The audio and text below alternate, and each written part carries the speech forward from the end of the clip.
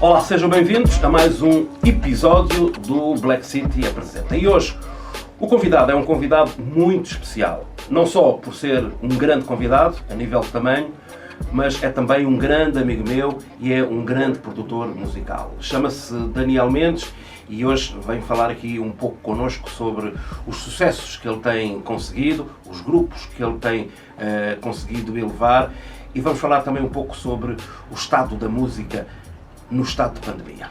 Daniel, tudo bem? Está tudo bem. Como é que é? Os nossos tempos de Val da Moreira, não sei o quê. Eu conheço este jovem desde criança. Exatamente. Como é que é possível? Já foste criança? Já fui criança. Já nos conhecemos há mais de 20 e tal anos, portanto... Há muito mais. Muito mais, exatamente. Eu não vou dizer que idade é que tenho, porque por isso parece mesmo mal, que eu não é? disse há mais de 20 e tal anos. Isso é sinal de que já lá foram muitos anos. E muito trabalho. E muito trabalho. Nesses anos todos já houve muito trabalho mesmo. Muito trabalho. O Daniel Mendes é um produtor que está na gênese do sucesso de grupos como, por exemplo, os African Voices, por exemplo, os SSP, Bruna Tatiana, entre outros. Tu tens um toque de Midas para o sucesso. Bem, uma das coisas No que tu tocas, Uma das fica onde? coisas que eu gosto de fazer, eu gosto de desafios. E como eu gosto de desafios, então acabo por trabalhar produtos que as pessoas não conhecem. Uhum. Dou o exemplo desde o início da criação dos African Voices. É um estilo de música que Portugal não estava habituado a ouvir. O gospel? E o gospel, exatamente, ainda por cima, espirituais negros cantados à capela. E criei isto em 94, 95, foi quando criamos os African Voices. Em 96 começou o sucesso dos African Voices, porque gravamos o álbum e ninguém conhecia, portanto, mas foi um trabalho feito de raiz. Aquilo ajudou-me porque as portas que eu bati, as editoras, levar maquetes, entregar músicas nas rádios e ninguém tocava. De início havia aquela ideia que vocês eram um grupo só religioso, mas depois vocês desmistificaram isso, não é? Exatamente. Além de terem a religiosidade, mas também abrangeram outros públicos Sim, fora da exatamente, porque religião. nós começamos a fazer os temas clássicos dos espirituais negros. Estamos a falar temas como o Swing Low, Sweet Chariot, estamos a falar como uma série de sucessos clássicos que muitos músicos, Whitney já cantou, pronto, variedíssimos músicos internacionais, americanos que cantam, e começamos a cantar esses temas e as pessoas começaram a ouvir e conhecer porque já conheciam as versões americanas, mas nós trouxemos na nossa versão cantados à capela. Então começámos a fazer um trabalho quando percebemos que tínhamos que fazer algo diferente. Começámos a trabalhar em projetos diferentes, começámos a cantar em temas diferentes, fizemos arranjos de vários temas que já eram conhecidos e a partir daí estavam a falar connosco e acabamos por assinar o contrato com a União Lisboa, na altura, que é o que geria os Delfins, os Madredeus, os Santos de Pecadores, entre muitos outros músicos. E a partir daí, a nível de prático, acabou por ser uma grande experiência, porque foi aí onde eu fui aprendendo como... Eu já geria o grupo sozinho, cantava e geria o grupo, mas depois passei só a cantar e alguém a gerir-me. Ou seja, aquilo acabou por ser uma escola. E com a União Lisboa, hoje em dia a equipe é a mesma, mas chama-se já, o nome da empresa mudou, agora é o Guru. O Guru. E foi uma escola para mim, porque depois fui aprendendo várias coisas, onde fomos colegas na mesma empresa com o General Di, na altura, a Marta Dias, entre outros. O grande General Di, exatamente, que vai ser aqui nosso convidado. Exatamente. E então fui aprendendo. E mais tarde comecei a perceber que o meu forte não era palco, mas sim bastidores. Porque quando nós estávamos a ensaiar, eu passava mais tempo a fazer contactos e às vezes deixava os meus colegas ensaiarem e ficava a pensar em soluções, em concertos. E depois achei que fazer os dois papéis não era cansativo e eu optei por deixar de cantar e dedicar-me ao management. E então, num dos concertos que nós tivemos do encerramento da Expo 98, eu decidi parar e a seguir, aliás, participamos também num concerto homenagem à Amália Rodrigues, que foi no Parque das Nações, na altura era a Praça Sony. Yes. e cantamos com a Fafá de Belém, o tema da Amália de Rodrigues. Portanto, como é que foi essa experiência com o Fafá? Foi uma experiência espetacular. Não? Portanto, aquilo que nós passamos, aquilo que eu passei nos African Voices, foram coisas lindíssimas. Nós, durante vários anos, 3 anos consecutivos, cantamos as mais belas canções de Natal. Na altura eram concertos feitos no Coliseu com vários nomes, grandes nomes, com Rui Veloso, Mafalda Veiga. Era um concerto que passava na televisão no dia de Natal. No dia de Natal, exatamente. E era... nós gravávamos... Aquilo era em direto. Era um palco imenso. Era um palco imenso, com vários músicos nacionais, pronto, aqui no mercado português. E foi uma experiência. E depois fizemos uma turnê com os Delfins. Na altura os Delfins estavam no auge da sua carreira, quando lançaram aquele disco Saber Amar. Eles cantaram um tema, gravaram um tema com um grupo sul-africano e convidaram-nos para nós fazermos esse tema. Mas ao ouvir o tema eu achei que poderíamos dar uma outra vida naquele tema. E acabei por fazer uns arranjos que a nossa participação passou a ser maior nesse tema e a música ficou completamente diferente, ficou mais bonita. E a partir daí foi uma turnê com os Delfins, fizemos 3 ou 4 datas no Coliseu com lotação completamente esgotada e depois fizemos uma série de concertos. A partir daí a nossa relação também de amizade aumentou e acabou por ser uma amizade que até hoje dura durante esses anos todos, com o Miguel Ângelo, o Fernando Cunha e o resto do pessoal, o Luís Sampaio, o Fadigas. Portanto, e a partir daí passamos a estar no meio familiar da música portuguesa. Muito bem. Essa escola toda ajudou para poder chegar então e pegar artistas como o Rei Coengo, os SSP. E quando peguei os SSP, nessa altura a Vidisco já queria rescindir o contrato, porque os SSP não estava a vender mais de 1000 cópias. Mas 3 meses depois já tínhamos conseguido vender 6.000 cópias. 6 meses depois estávamos a receber o disco de ouro, portanto acabou por ser, e acabou por ser também uma experiência muito boa. E isso depois foi trazendo a dinâmica toda para a minha carreira até hoje. Até hoje, muito bem. Quando se fala da música angolana e essa explosão que houve há meia dúzia de anos da música angolana, diz, a música angolana, não sei o quê, conquistou Portugal. Não, a música angolana já tinha conquistado Portugal, principalmente com os SSP. Exatamente. Aí é que foi a grande explosão da música angolana em Portugal, não foi? Exatamente. Que enchia pavilhões, que enchia tudo, não é? Nós tivemos ali momentos muito bons, que é o que eu estava a dizer há pouco tempo. Para mim também, o meu auge, quando me senti bem, foi mesmo os SSP. Eu já tinha outros artistas do Rei Coengo, que também ninguém o conhecia, mas conseguimos fazer uma turnê durante 2 anos do norte a sul do país e também com um tema o Rei Coengo conseguiu fazer de sucesso. E depois surgem os SSP, foi uma luta, porque também era uma coisa que eu fazia com dedicação. Há bocado, não esqueces de dizer, há bocado em off, quando estávamos ali a conversar, falaste num episódio que eu gostaria que tu depois não te esquecesses de referir, com o Hermano José, em relação aos SSP. Exatamente. Nessas andanças todas daquilo que estávamos a fazer, foi uma situação que foi uma luta, porque na altura quase que grupos africanos não iam aos programas do Herman, e se iam, acho que era só o Bonga, uma vez ou outra, porque, exatamente, mas grandes não. Mas consegui convencer a produção do Herman que os SSP eram um bom produto para a televisão. Mas qual era o problema deles? Era porque a música não era ouvida, não tinha sucesso? Bem, a ideia é que as músicas desse género não traziam audiência, não tinha público suficiente para poderem ouvir. Mas eu consegui provar ao contrário e dizer que era uma questão de dar oportunidade. E nos foi dada a oportunidade para cantar em um tema. Nós, inclusive, tivemos que fazer um mix, porque nós tínhamos ali um tema, fizemos um mix com 3 ou 4 temas de sucesso, onde entrava o Queta, o People Canta Comigo, essa aqui. E ensaiou-se mesmo para o programa. E quando lá chegamos, era só para cantar o tal tema e eles não eram entrevistados e saíam logo. Mas eu disse ao Paul G para dar as espargatas que dava, as cambalhotas, porque havia umas coreografias que os SSP faziam que deixavam as pessoas de boca aberta. Eu disse, olha, principalmente as meninas em delírio. Exatamente. Eu disse, temos que impressionar o apresentador, que era o Herman, para ter aquela ideia de querer perguntar como é que foi feito, como é que é, e pelo menos para ele dar alguma conversa, porque normalmente alguns músicos eram entrevistados, outros iam para lá, cantavam e saíam.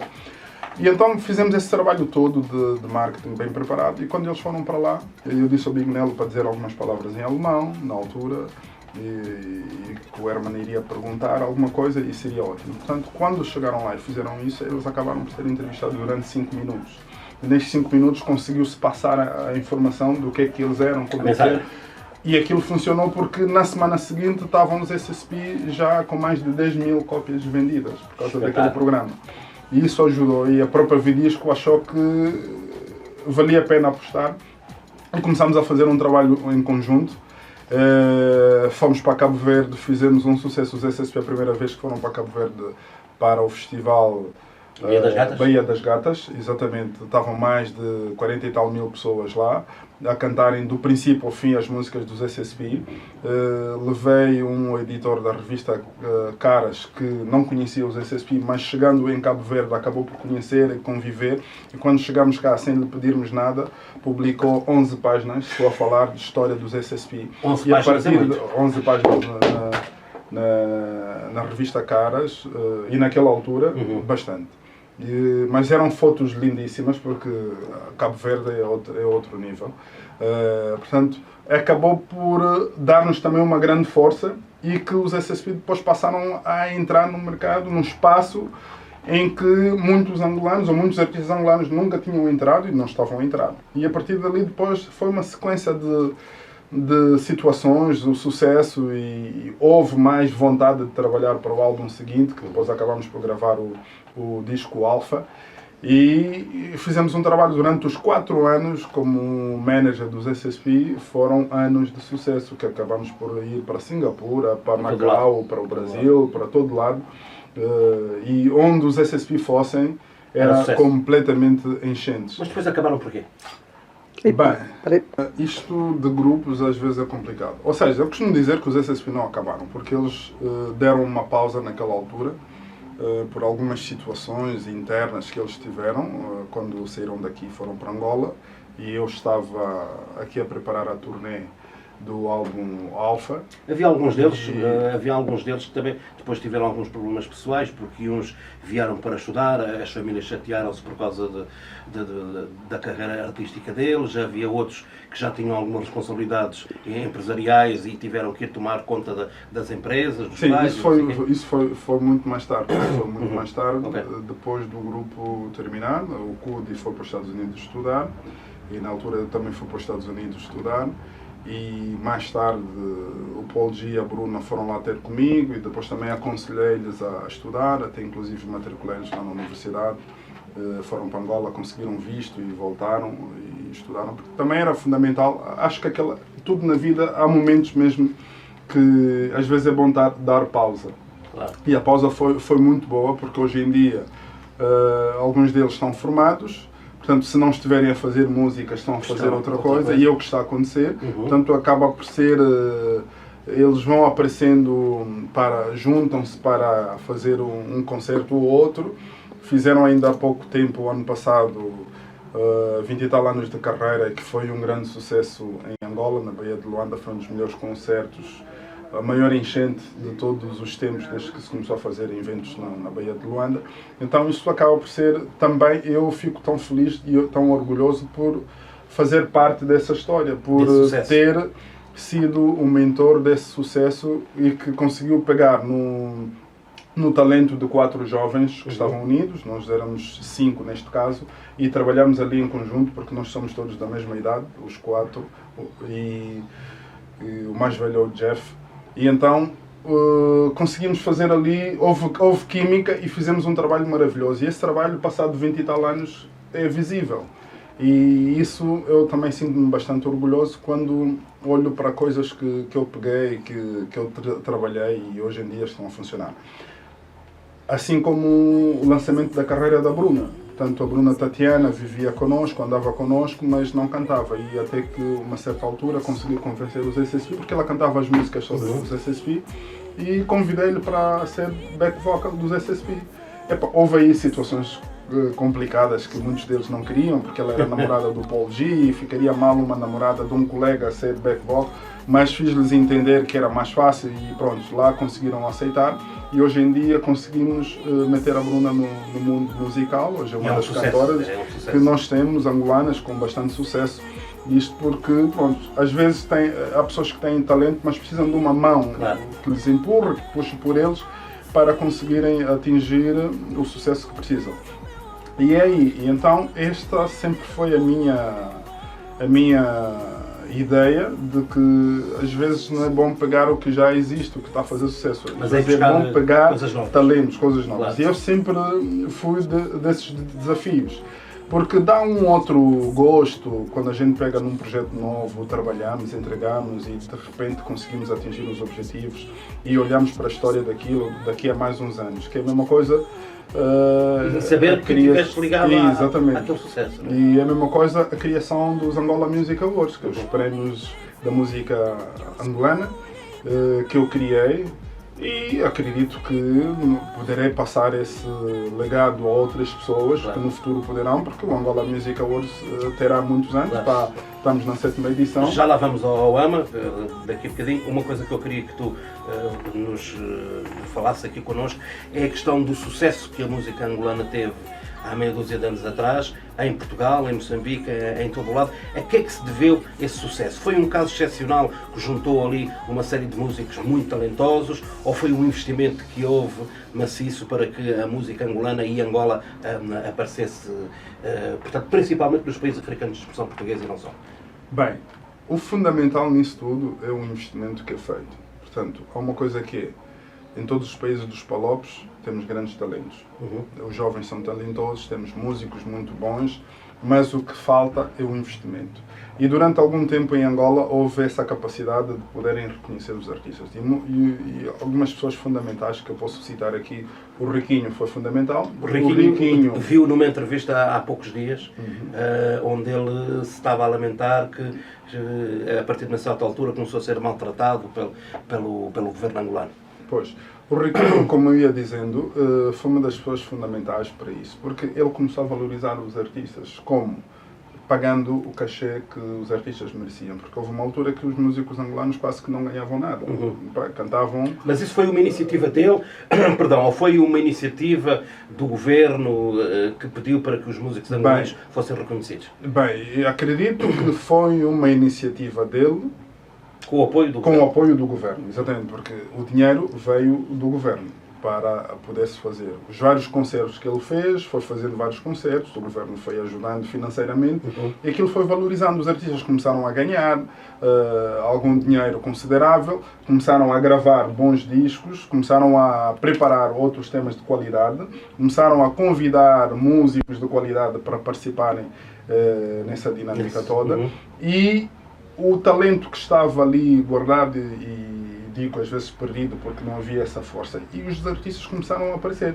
E se nós olharmos desde essa altura para cá, vários outros artistas começaram a aparecer no mercado. Estamos a falar, o Anselmo veio nessa fase, o C4 Pedro veio muito depois, o Matias Damasio aparece nessa altura, a Ari. Portanto, estamos a falar que nessa fase... A nível nacional e internacional. Nível nacional, porque eles depois tornaram-se internacionais. Exatamente. Porque nós tínhamos, os músicos nós já sabíamos, quando se falasse de Angola, do Bonga, o Paulo Flores, o Almar Bastos,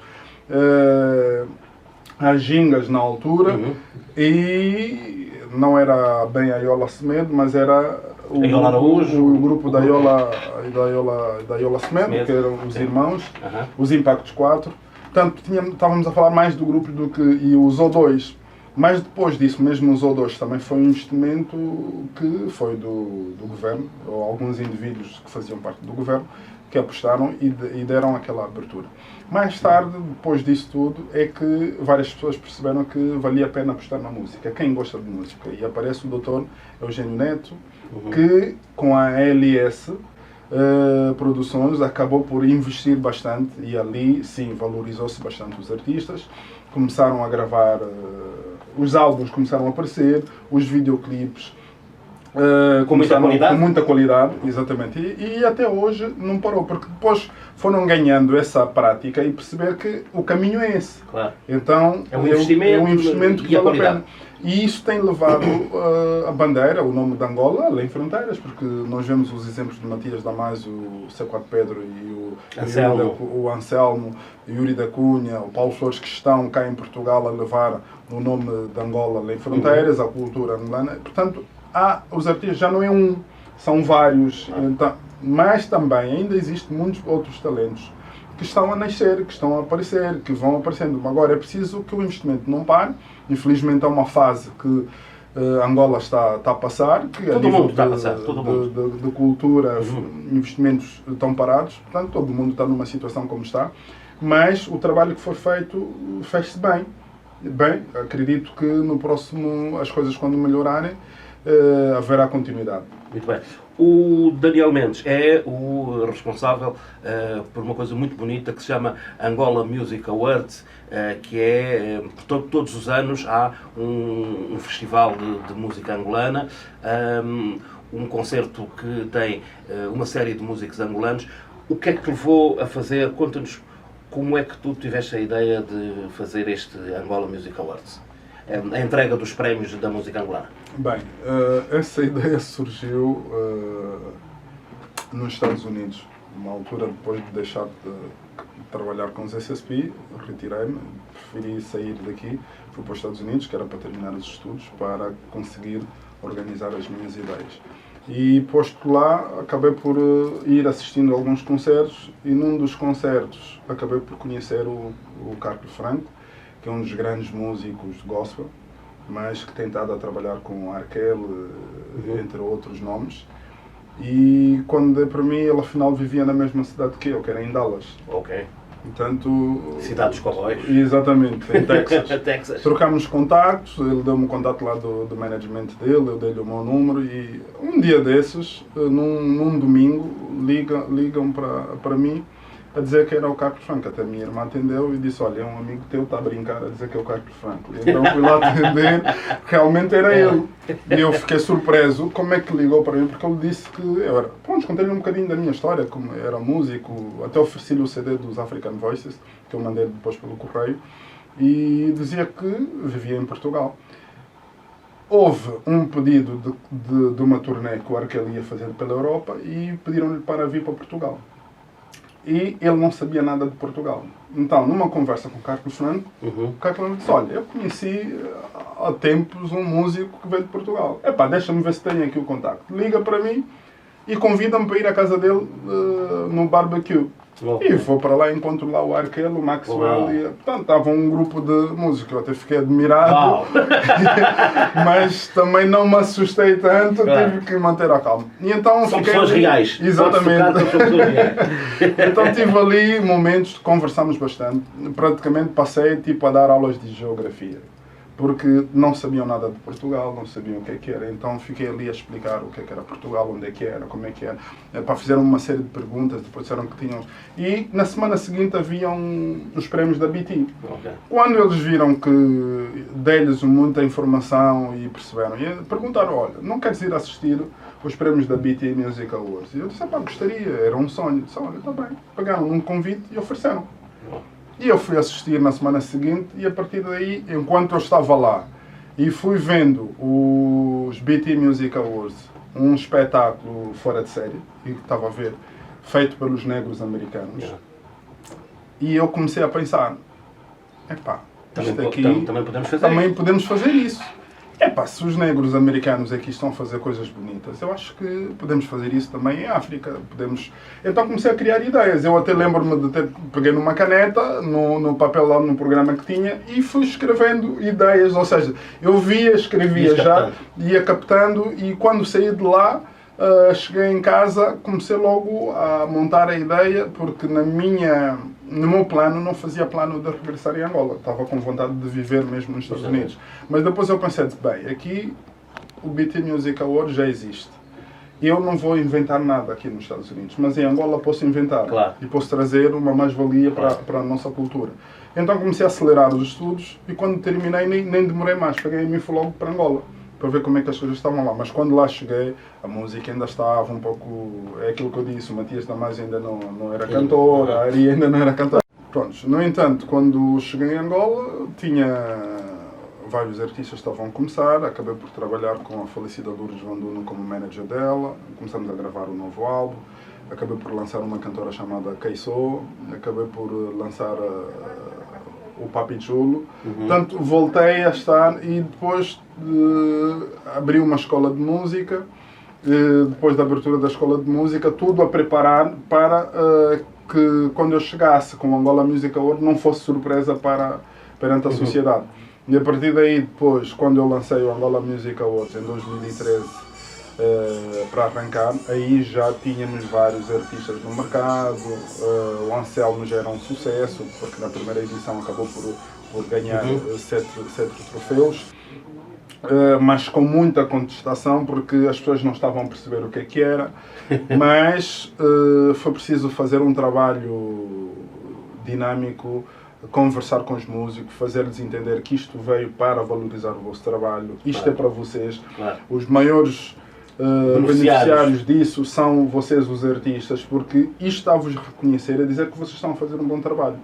No início, até muitos dizem, mas não pagam e não sei o que. Eu disse, os prémios não é para pagar, os prémios é para dizer, estás de parabéns, fizeste um bom trabalho, tu és o melhor este ano. E no próximo ano vais trabalhar, podes voltar a ser o melhor, mas no próximo ano pode ser um outro, o que é o melhor.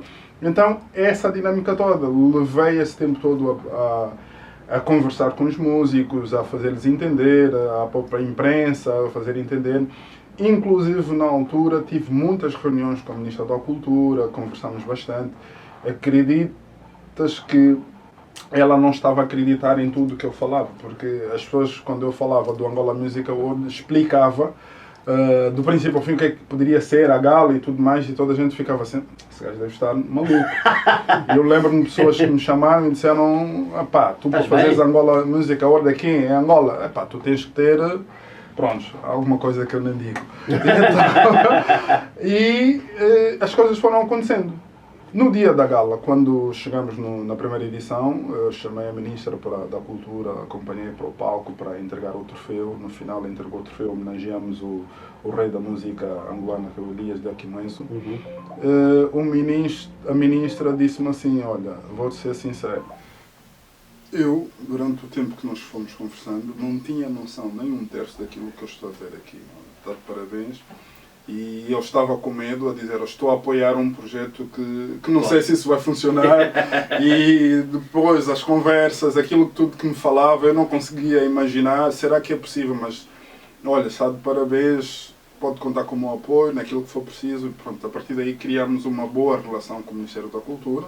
Acabou por ser um grande parceiro até hoje dos Angola Music Awards. Infelizmente não tem havido dinheiros para apoiar o projeto, mas só o facto de ter o apoio institucional e saber que estamos a trabalhar juntos em prol da nossa cultura tem sido fundamental. Como é que se financia um projeto desses? Como é que tu tens conseguido levar o projeto em diante se não tens o apoio do Ministério da Cultura? As empresas, algumas, com certeza, a maioria das empresas é que apoiam. Bem, só para terem uma ideia, na primeira edição foi o investimento 100% teu. Exatamente. Aquilo é, vou investir nisso. É fechar os olhos e fechar os olhos. Lá vai. E eu até tinha dito na minha equipa, quando eu convidei as pessoas, e disse, olha, vamos fazer aqui um trabalho, acredito que só vamos pensar em resolver os problemas na terceira, na quarta edição, porque isto aqui, até as pessoas acreditarem, as marcas acreditarem 100% vai ser duro. E realmente foi duro, porque quando nós fizemos a primeira edição, ficámos com uma dívida de $200 mil. De dívida. Então, a partir daí, problemas familiares, como devem calcular, e situações dessas. Mas depois começamos a dar a volta à situação, porque as marcas começaram a acreditar, começamos a vender a ideia de que isto é um produto que, se a marca estiver associada a esse produto, acaba por ser rentável também para a própria marca. Porquê? Porque é um produto que é vendido pela televisão, exposição mediática. É uma gala que é transmitida na televisão e as marcas associadas acabam de ter resultados. E trabalhamos nisso. Na segunda edição foi uma edição em que o Ministério da Cultura foi fundamental, porque a ministra, depois do sucesso da primeira edição, na segunda disse, olha, como não tenho um orçamento, mas vamos colocar, mudem a data e vamos pôr o AMA no orçamento do FENACULT. E havia o FENACULT e acabou por acontecer. Foi um sucesso, correu bem, pagou-se algumas despesas mais pesadas, o Ministério acabou por assumir, e na terceira edição, infelizmente, o Ministério ficou sem orçamento para nada. Então não conseguiu nada. Portanto, a única coisa que a ministra fez foi sair de Luanda e ir para Saurimo. Apoio moral. Apoio moral, exatamente. Deu apoio moral, olha, a minha presença é fundamental e vamos ver se conseguimos. Mas tivemos uma pessoa que vestiu a camisola, que era a governadora da Lunda Sul, porque nós fizemos fora de Luanda, e a senhora governadora vestiu a camisola, ligou para todo mundo, também não tinha dinheiro, o governo estava sem dinheiro, mas com a influência e o nome dela conseguimos ter as coisas, porque ligou para o homem que tinha que nos alugar os tapetes vermelhos, emprestou, as cadeiras emprestaram, ou seja, portanto, ela convidou os empresários a apoiarem com base, em vez de estarem a cobrar, mas não, apoiem. Epá, o teu patrocínio são as cadeiras que temos que meter no local. O teu patrocínio é o lugar, a sala onde vamos alugar. Por acaso fizemos ao ar livre, num espaço muito bonito. E o teu patrocínio, tivemos que tirar músicos de Luanda para Saurimo, a imprensa toda. Foram 4 dias de aviões a aterrarem e não sei o quê. E pediu a esses empresários que disponibilizaram aviões, porque se fôssemos a pagar era um balúrdio. Uma operação muito complicada. Exatamente, foi muito complicado. E então toda a gente envolveu-se nisso e acabamos por fazer a gala, não ficou dívida nenhuma e também não conseguimos dinheiro para isso. O único dinheiro que nós conseguimos foi a pagar a bilheteira, mas também tivemos que cancelar, porque como estávamos a ter esses apoios todos, nós tínhamos que oferecer também muitos bilhetes aos nossos patrocinadores. E o espaço também não era para 1.200 pessoas, portanto não podíamos exagerar. Mas foi um sucesso, correu tudo muito bem. A gala foi transmitida em direto, tivemos lá a Força Suprema, foram para Saurimo, nunca tinham ido para lá. O Coriundu nunca tinha ido para Saurimo, conheceu Saurimo e teve atuação. Portanto, acabamos por levar 80% dos artistas não conheciam Saurimo. E é isso que nós queríamos fazer todos os anos, mudarmos um pouco, sairmos de Luanda, irmos para outras províncias, para podermos também trabalhar na divulgação da cultura e do turismo, que não se faz muito em Angola. Portanto, e tem sido essa luta. Depois, nos últimos 3 anos, fechamos uma parceria com a ZAP, acabou por ser mais comercial, porque a ZAP conseguiu dar aos patrocinadores o que eles queriam, que era publicidade. Visibilidade. E a partir daí, olha, fizemos um trabalho maravilhoso. A parte comercial, os patrocínios passou para a ZAP e a ZAP conseguiu, com os patrocinadores, rentabilizar. E depois a própria gala também ganhou força, porque fizemos no pavilhão multiuso do Quilamba, onde conseguíamos ter mais de 6.000 pessoas.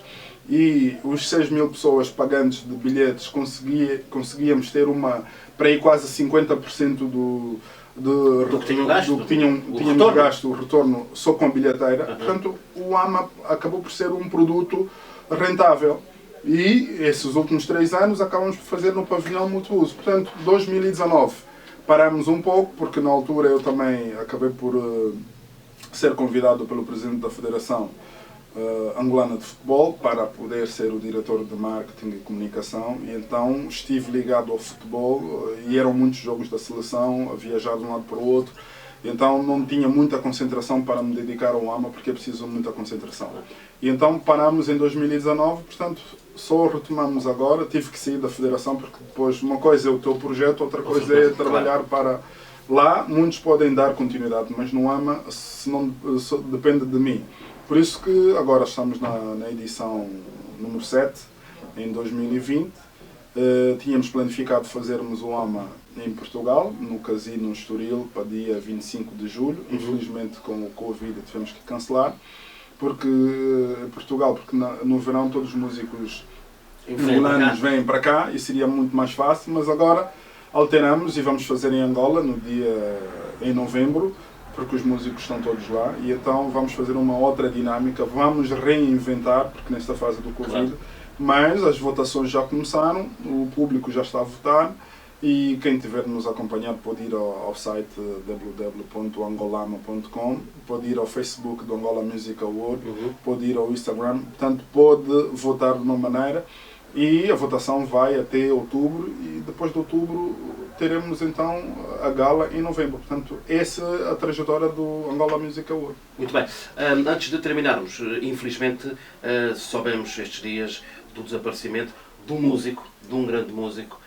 Angola está mais pobre com o falecimento de Valdemar Bastos. Angola está mais pobre. Inclusive, nós falamos com Valdemar Bastos no início do ano e nós escolhemos ele para ser o homenageado no Angola Music Award. Já tínhamos feito um trabalho com a orquestra de Cascais, porque a Câmara de Cascais estava-nos a apoiar, e iríamos cantar vários músicos iam cantar os temas dele no dia da gala. Se tivéssemos feito a gala em julho, não tivesse acontecido nada da pandemia, ele já estaria homenageado, participaria como homenageado.